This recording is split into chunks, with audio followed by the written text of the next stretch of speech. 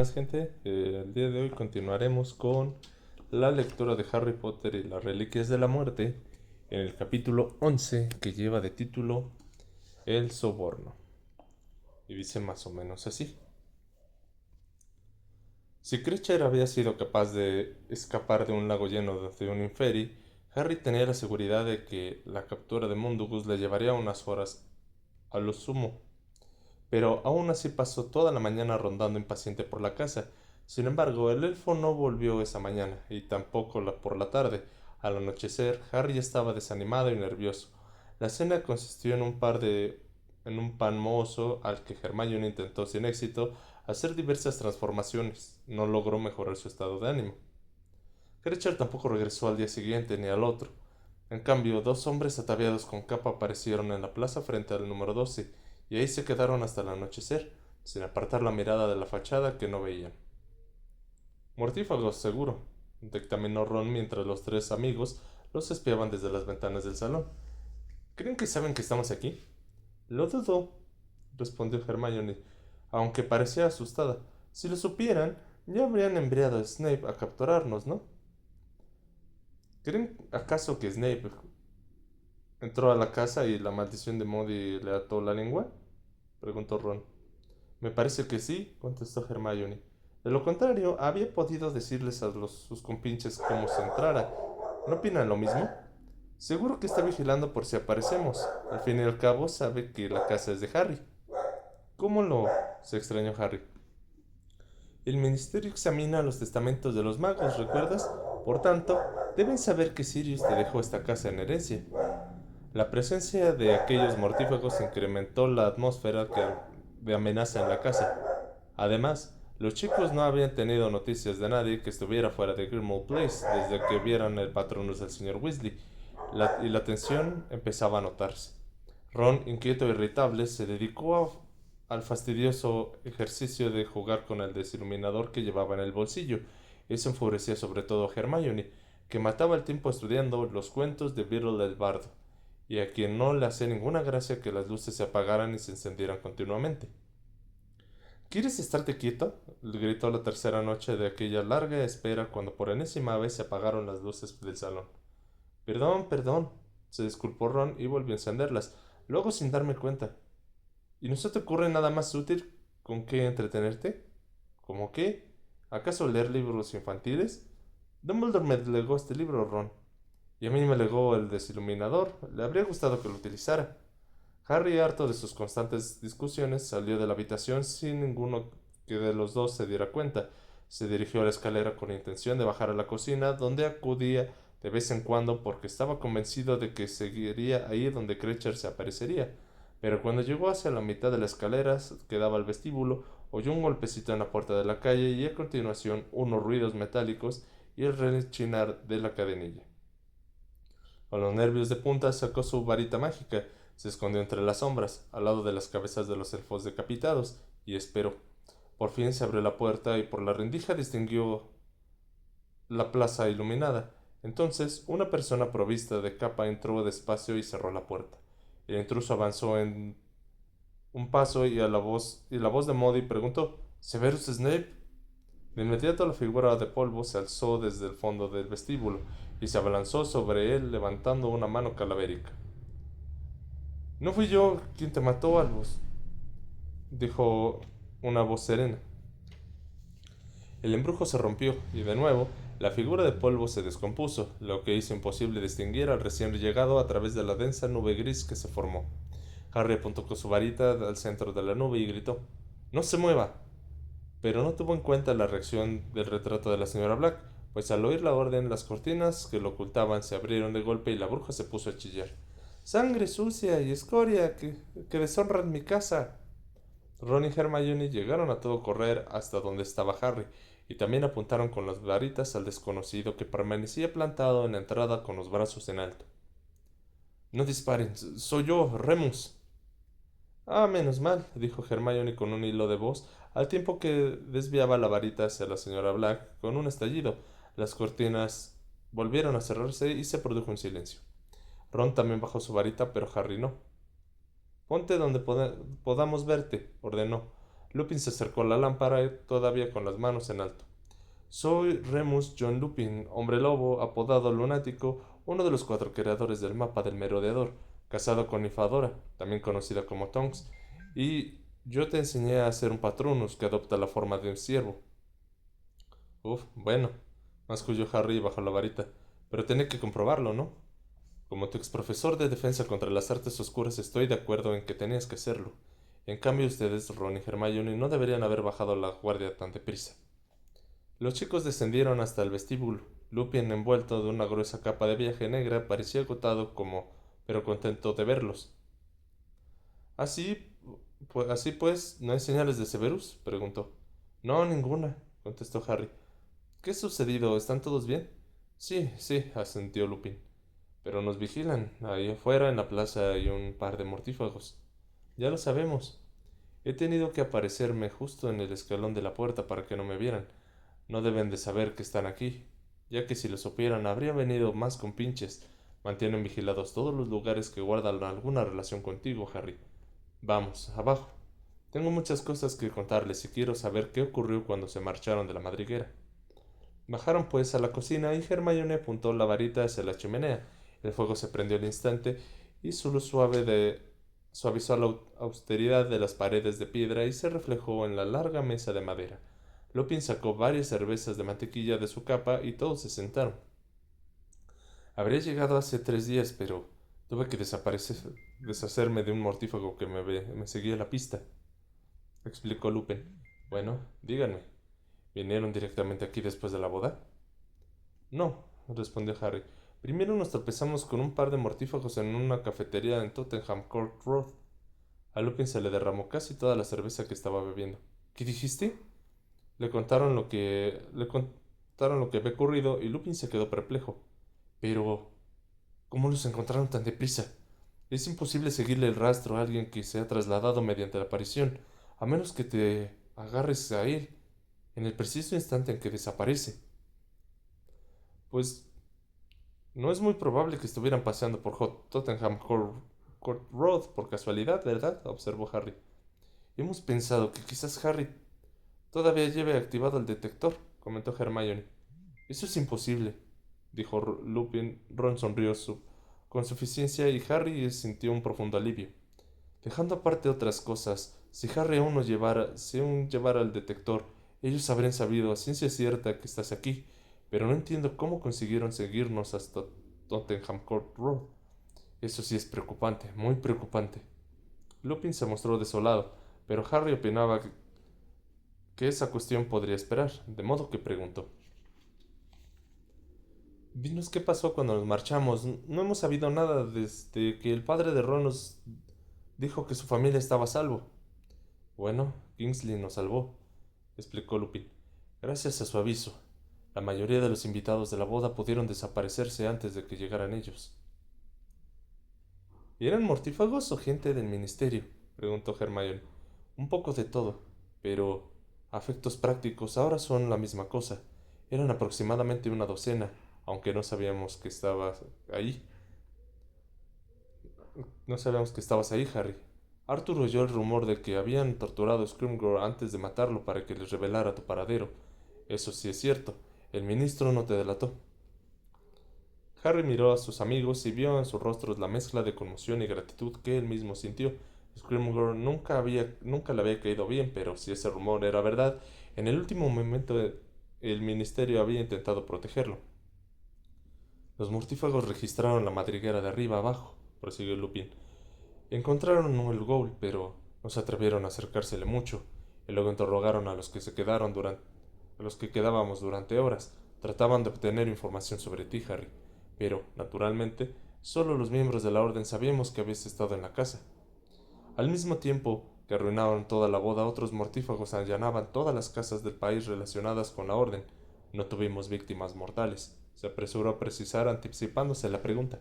Pero emplearon métodos muy crueles. Quemaron la casa de Daedalus Diggle, aunque, como ya saben, él no estaba ahí, y utilizaron la maldición Cruciatus contra la familia de Tonks. Querían saber dónde había sido después de visitarlos. No obstante, todos, todos están bien. Muy impresionados desde luego, pero, por lo demás, bien. ¿Y los mortífagos lograron superar todos los encantamientos protectores? Preguntó Harry al recordar lo bien que habían funcionado la noche en que se estrelló en el jardín de los padres de Tonks. Considera, Harry, que ahora cuentan con toda la potencia del ministerio, aclaró Lupin, y tienen permiso para realizar hechizos brutales sin temor a que los identifiquen ni los detengan, así que lograron traspasar los hechizos defensivos que habíamos puesto para protegernos de ellos, y una vez dentro no ocultaron a qué habían ido. Al menos no se molestaron en ofrecer una excusa para torturar a quien quiera que se haya acercado alguna vez a Harry, preguntó Hermione indignada. Bueno, repuso Lupin. Vaciló un momento y sacó un ejemplar del profeta que llevaba doblado. Miren esto. Y empujó el periódico sobre la mesa hacia Harry. Tarde o temprano te ibas a enterar. Ese es su pretexto para perseguirte. Harry alisó el periódico, cuya primera plana incluía una gran fotografía de su cara, y leyó el titular. Se busca para interrogarles sobre la muerte de Albus Dumbledore. Ron y Hermione prorrumpieron en exclamaciones ofendidos, pero Harry no dijo nada y apartó el periódico. No quería seguir leyendo porque ya se imaginaba lo que diría.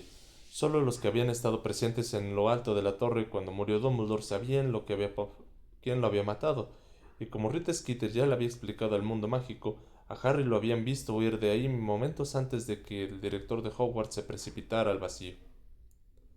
Lo siento mucho, Harry, murmuró Lupin. Entonces, ¿los mortífagos también se han apoderado del profeta? Preguntó Hermione furiosa. Lupin asintió con la cabeza. Pero seguro que la gente sabe lo que está pasando, ¿no? El golpe ha sido discreto y prácticamente silencioso, repuso Lupin. La versión oficial del asesinato de Scrimgeour es que ha dimitido. Lo ha sustituido Pius Tignicy, que está bajo la maldición Imperius. ¿Y por qué Voldemort no se ha proclamado ministro de magia? Preguntó Ron. Lupin se echó a reír antes de contestar. Porque no lo necesita, Ron. De hecho, el ministro, pero él es el ministro, pero ¿por qué iban a ocupar una mesa en el despacho del ministerio? Su títere Tignicy se encarga de los asuntos cotidianos, y así él tiene la libertad para extender su poder por donde le venga en gana. Como es lógico, la gente ha deducido lo que ha pasado porque la política del ministerio ha experimentado un cambio drástico en los últimos días. Muchas personas sospechan que Voldemort debe ser el responsable de tal cambio. Sin embargo, esa es la clave. Solo sospechan, pero no se atreven a confiar en nadie, por lo que no saben a quiénes pueden fiarse y les da miedo expresar sus opiniones, por si ciertas conjeturas son ciertas y el ministerio toma represalias contra sus familias. Sí, Voldemort juega un juego muy inteligente. Si se hubiera proclamado ministro, habría podido provocar una rebelión. En cambio, permaneciendo enmascarado, ha logrado sembrar la confusión e incertidumbre y el temor. Y ese cambio drástico de la política del ministerio, terció Harry, implica prevenir al mundo mágico contra mí en lugar de contra Voldemort. Sí, desde luego, confirmó Lupin. Y es un golpe maestro.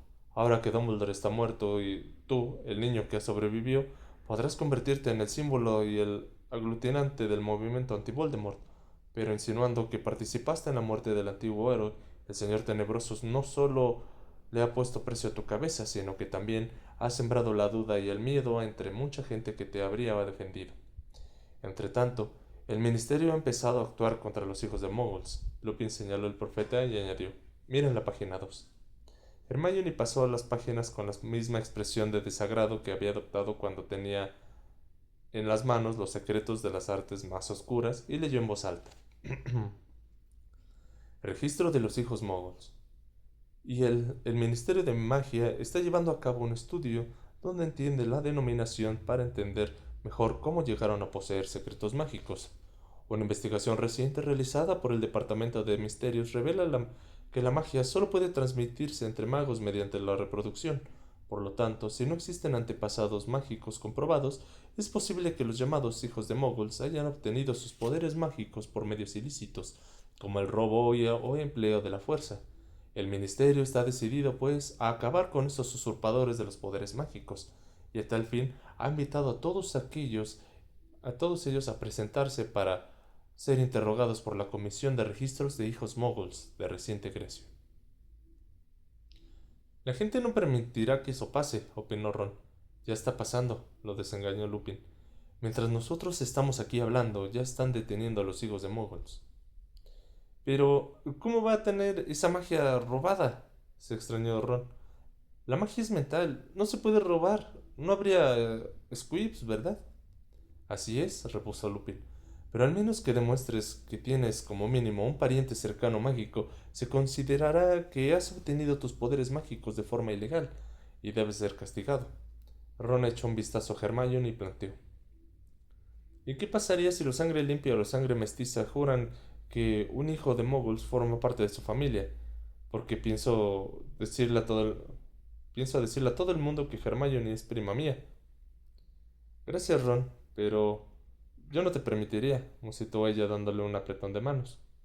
No tienes alternativa, replicó con él con fiereza, haciéndole también la mano. Te enseñaré mi árbol genealógico para que puedas contestar cualquier pregunta que te haga. No creo que eso importe mucho, repuso ella soltando una risita nerviosa. Mientras estemos huyendo con Harry Potter, la persona más buscada del país, Ron, si tuviera que volver al colegio sería diferente. Pero, por cierto, ¿qué piensa hacer Voldemort con Hogwarts? Le preguntó a Lupin. Ahora la asistencia es obligatoria para todos los magos y las brujas en edad escolar, lo anunciaron ayer. Y eso también representa un cambio, porque hasta ahora nunca había sido obligatorio estudiar en Hogwarts.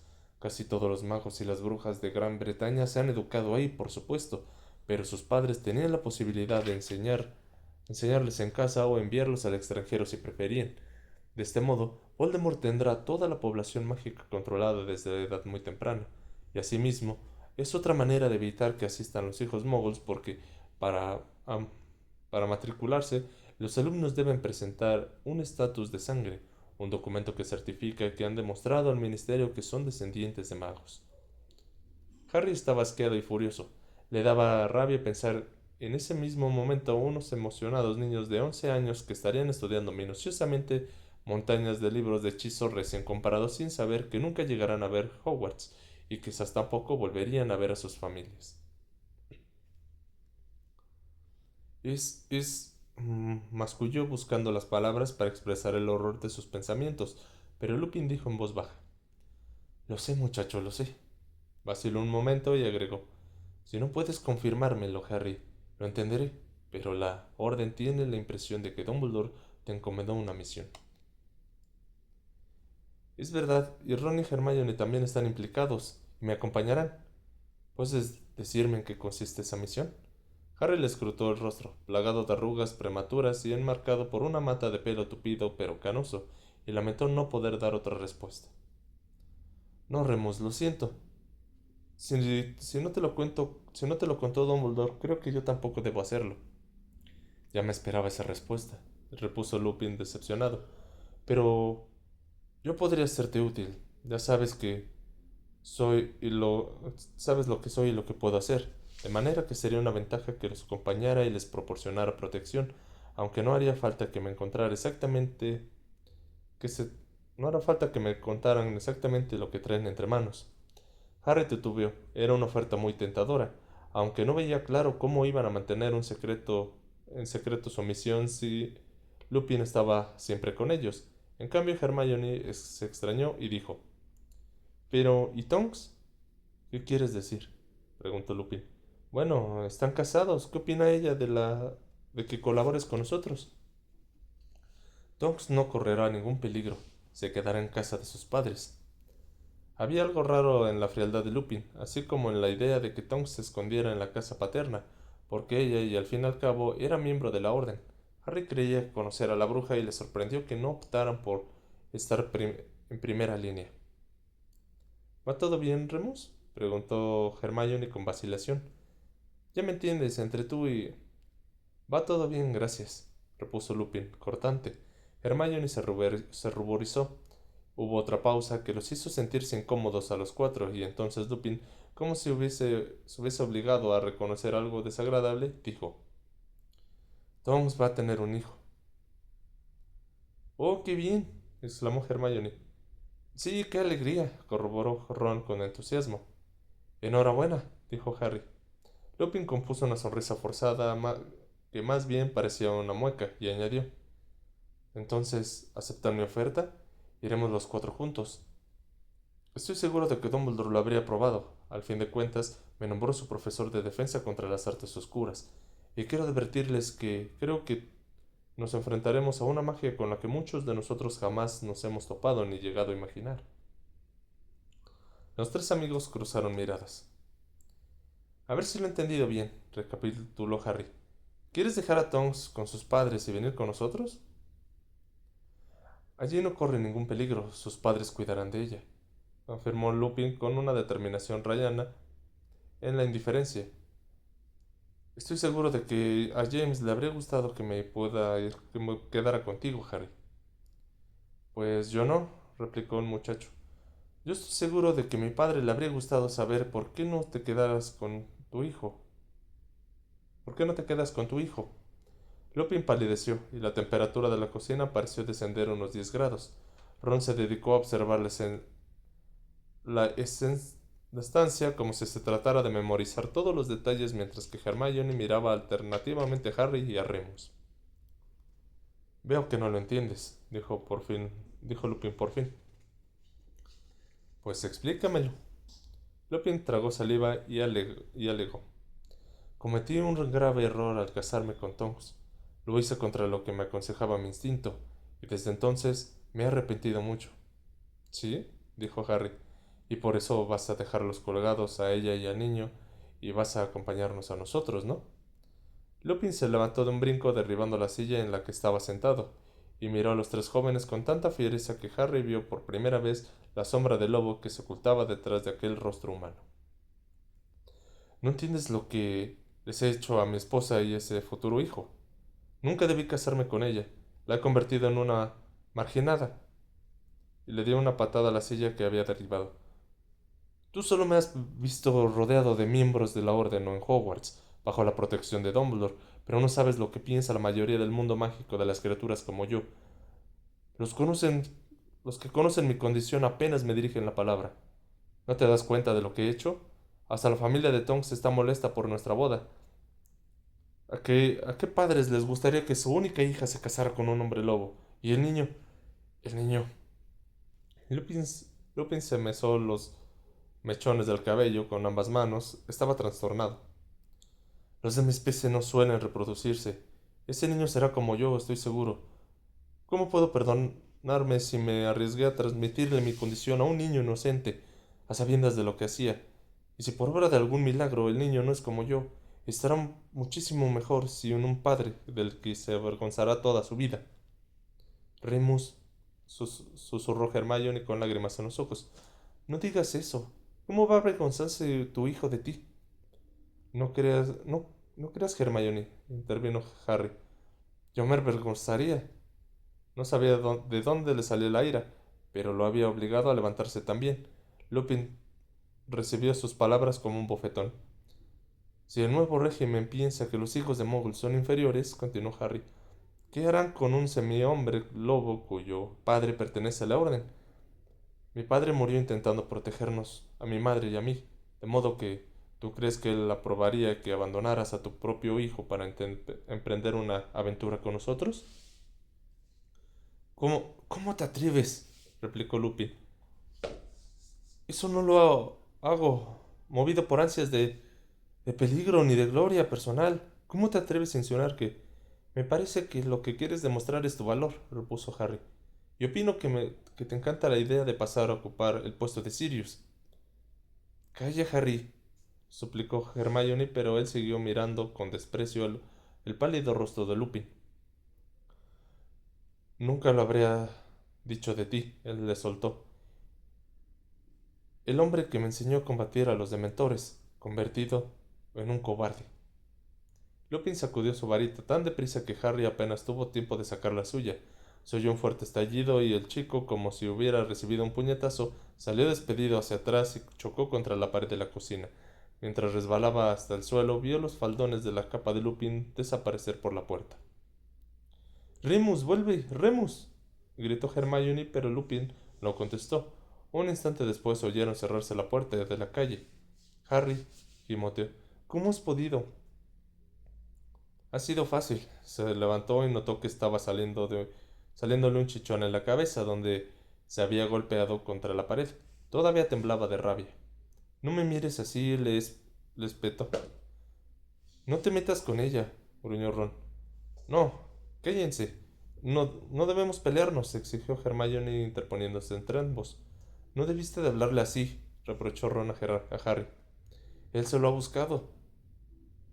Por la mente le pasaban imágenes rápidas e inconexas. Sirius cayendo a través del velo de Dumbledore, herido de muerte, suspendido en el aire, un destello de luz verde y la voz de su madre suplicando piedad. Los padres, sentenció, no deben abandonar a sus hijos a menos que no tengan más remedio. Harry musitó a Hermione, perdón, Harry musitó a Hermione y le tendió una mano para consolarlo, pero pero él la rechazó y apartándose se quedó mirando en el fuego de aquella que había hecho aparecer en la chimenea. Una vez había hablado con Lupin por aquella chimenea. En esa ocasión se sentía muy confuso respecto a su padre y las tranquilizadoras palabras de Lupin lo habían consolado, pero en ese momento el pálido y torturado rostro de Lupin parecía flotar ante él, y él experimentó una repulsiva oleada de remordimiento. Ni Ron ni Hermione dijeron nada, pero él estaba seguro de que lo miraban, a sus espaldas, comunicándose en silencio. Se dio la vuelta y lo sorprendió apartándose precipitadamente uno del otro. Ya sé que no debí llamarlo cobarde. No debiste hacerlo, refunfuñó Ron, pero se comporta como tal. Y aunque sí fuera, intervino Hermione, ya lo sé, pero si eso hace que vuelva junto a Tonks, habrá valido la pena, ¿no? Harry no pudo evitar el tono de súplica de su voz. Hermione lo miró con indulgencia, y Ron vacilante. Harry se miró los pies, pensaba en su padre. ¿Había defendido a James la postura de su hijo o se habría enfadado por cómo habría tratado a su amigo? La cocina estaba en silencio, pero casi se oía el zumbido de la reciente conmoción y el de los reproches no expresados de Ron y Hermione. El profeta que Lupin les había llevado seguía encima de la mesa, y la cara de Harry contemplaba el techo desde la primera plana. El chico se aproximó a la mesa y se sentó, levantó el periódico, lo abrió al azar y fingió leer, pero no lograba concentrarse porque solo pensaba en su encontronazo con Lupin. Sin duda, sus dos amigos por el periódico habían retomado sus silenciosas comunicaciones. Pasó la página, haciendo mucho ruido, y entonces descubrió el nombre de Dumbledore. Tardó unos instantes en comprender el significado de la fotografía, en la que aparecía un retrato de la familia. El pie de la foto rezaba: la familia Dumbledore de izquierda a derecha. Albus, Percival, con la recién nacida Ariana en brazos, Kendra y Aberforth. Intrigado, examinó la imagen con detenimiento. Percival, el padre de Dumbledore, era un hombre atractivo y sus ojos parecían brillar incluso en aquella fotografía vieja y deslucida. La pequeña Ariana era un indefinido bulto no más largo que una barra de pan. Kendra, la madre, de cabello negro azabache recogido en un moño alto, tenía un rostro esculpido con cincel, y pese a su vestido de seda de cuello alto, a Harry le recordó a los indios americanos: ojos oscuros, pómulos prominentes y nariz recta. Albus y Aberforth lucían sendas chaquetas de cuello de encaje e idénticas melenas cortas. Albus se veía unos años más mayor que su hermano, pero por lo demás, los dos niños se parecían bastante, porque la fotografía se había tomado antes de que Albus se le rompieran la nariz y usara gafas. Ofrecían un aspecto de una familia feliz y normal que sonreían con serenidad en el periódico. La pequeña Ariana tenía un brazo fuera del chal que la envolvía, y de vez en cuando lo agitaba. Harry leyó el titular del artículo ilustrado con esa fotografía: extracto de la biografía de Albus Dumbledore de la próxima aparición, Rita Skeeter. Harry se le dijo a Harry se dijo en aquel texto no le empeoraría mucho más su estado de ánimo, así que inició la lectura. La orgullosa y altanera Kendra Dumbledore no soportó seguir viviendo en Mold on the World después del arresto y el confinamiento en Azkaban de su esposo Percival. Por eso decidió llevarse a su familia de ahí y trasladarse a Godric Hollow, el pueblo que más tarde se habría famoso por ser el escenario donde Harry Potter se libró, de forma muy extraña, de quien ustedes saben. En Godric Hollow, igual que en Mold on the World, residían muchas familias de magos, pero como Kendra no conocía a nadie ahí, no sería objeto de la curiosidad que despertaba el delito de su esposo como le había ocurrido en su anterior lugar de residencia. Sin embargo, rechazó repentinamente las muestras de simpatía de sus nuevos vecinos magos, y de ese modo pronto se aseguró que la dejaran en paz. Me cerró la puerta en las narices cuando fui a darle la bienvenida llevándole una hornada de pasteles con forma de caldero hechos por mí. Recuerda a Batilda Bagshot, el primer año que vivieron. Ahí solo vi a los dos chicos y no habría sabido también la existencia de una niña si, en una ocasión, en el invierno después de su llegada, no hubiera estado yo recogiendo plangentinas a la luz de la luna y lo hubiera visto salir con Ariana al jardín trasero. Kendra le hizo dar a la niña una vuelta en el jardín, sujetándole con fuerza por el brazo, y luego se la llevó adentro. No supe qué pensar.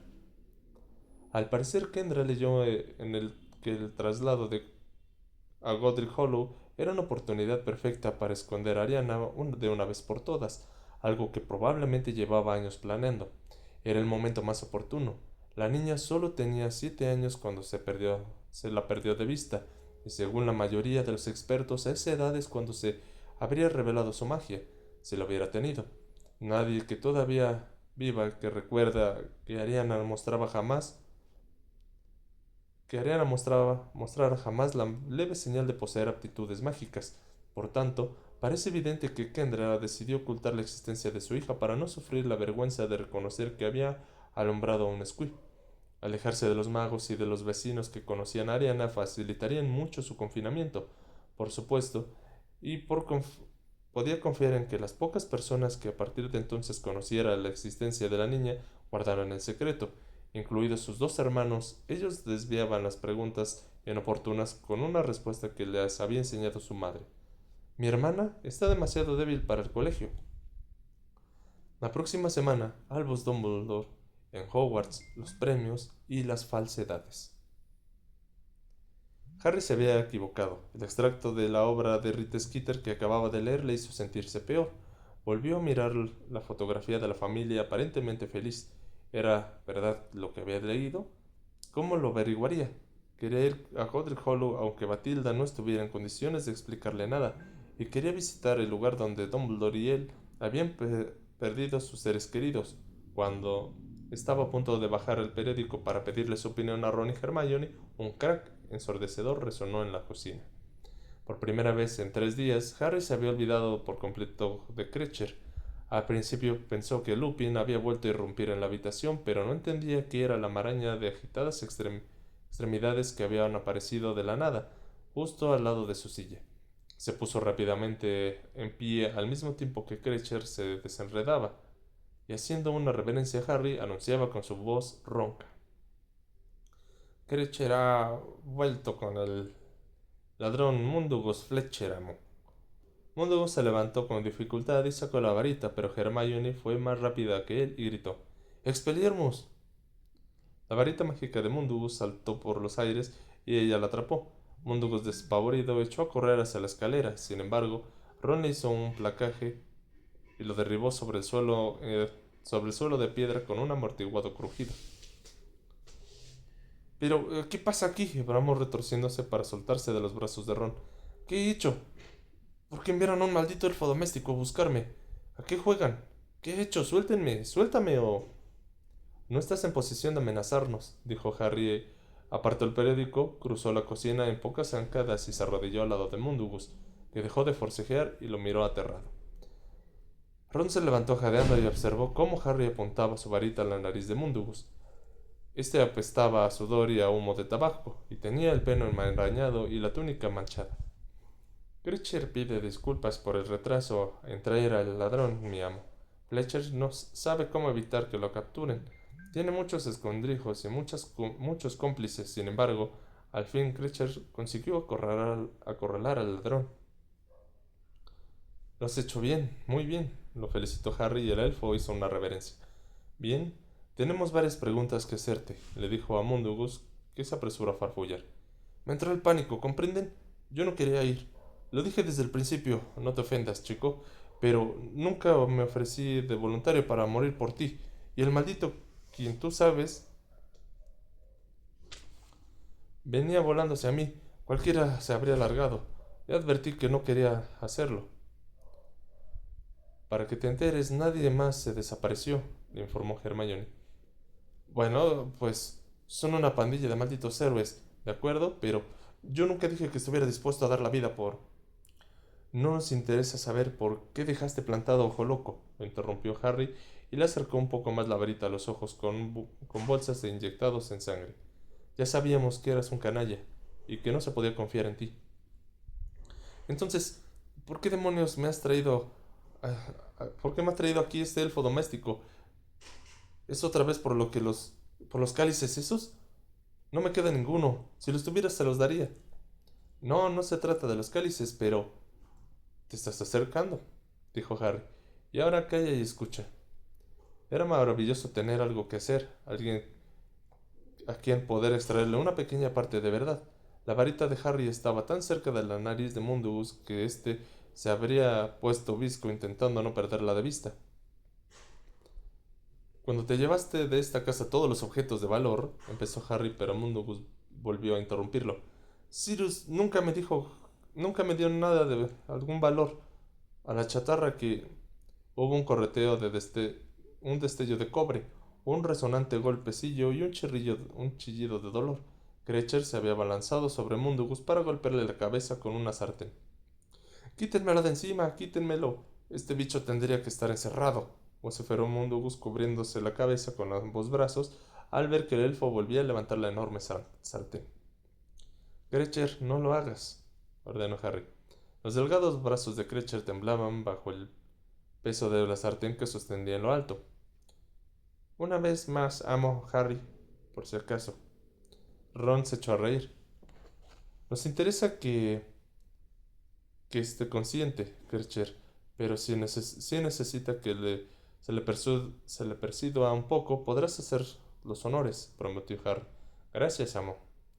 Replicó el elfo inclinándose la cabeza, se retiró un poco y se quedó a escasa distancia vigilando a Mundungus con sus enormes y pálidos ojos cargados de odio. Cuando te llevaste de esta casa todos los objetos de valor que encontraste, volvió a decir Harry, tomaste unas cosas que estaban en el armario de la cocina. Entre ellas había un guardapelo. De pronto se le secó la boca y también notó la tensión y la emoción de Ron y Hermione. ¿Qué hiciste con él? ¿Por qué lo preguntas? ¿Tiene algún valor? ¿Todavía lo tienes? Acusó Hermione. No, ya no lo tiene, dijo Ron con astucia. Se está preguntando si habría podido pedir mucho más dinero por él. ¿Más dinero? Pero se extrañó Mundungus. Eso habría sido difícil porque puede decirse que lo regalé. No tuve alternativa. ¿Qué quieres decir? Estaba vendiendo en el callejón de Agón cuando una tipa se me acercó y me preguntó si tenía permiso para comerciar con artículos mágicos. Una fisgona asquerosa que quería multarme, pero le gustó el guardapelo y me dijo que se lo quedaba y que por esta vez me perdonaría y que podía considerarme afortunado. ¿Quién era? Preguntó Harry. No lo sé, un arpía del ministerio. Caviló un momento, frunciendo el entrecejo, y añadió. Era bajita, llevaba un lazo en la cabeza. Ah, y tenía cara de sapo. Harry bajó la varita y sin querer golpeó a Mundungus en la nariz. Soltaron unas chispas rojas que le prendieron fuego a las cejas. ¡Aguamenti! Gritó Hermione, y un chorro de agua salió del extremo de su varita y roció a Mundungus, que, atragantándose, se puso a farbullar como enloquecido. Harry alzó la vista y percibió su propia sorpresa reflejada en las caras de sus amigos, al tiempo que notaba un hormigueo en las cicatrices del dorso de la mano derecha. Fin del capítulo 11. Bueno, gente, pues continuamos con las lecturas. de esta semana. Ahorita pues vamos empezando con esta parte de el enfrentamiento verbal entre Lupin y Harry en lo personal. Yo también, bueno, yo estoy de acuerdo también con Harry, independientemente de lo que le cuentes o sientas que le has hecho a Tonks y demás, no deberías de abandonar a tu hijo. Pero pues no sé qué esté pensando Lupin. El personal siento que está bien, que no lo hayan metido, él debe de estar cuidando ahorita a su hijo, hay más personas que podrían ayudar a Harry, pero pues por lo que sabemos no creo que lo vayan a hacer porque pues están muy decididos que es una misión que se les dejó y se les encomendó a ellos.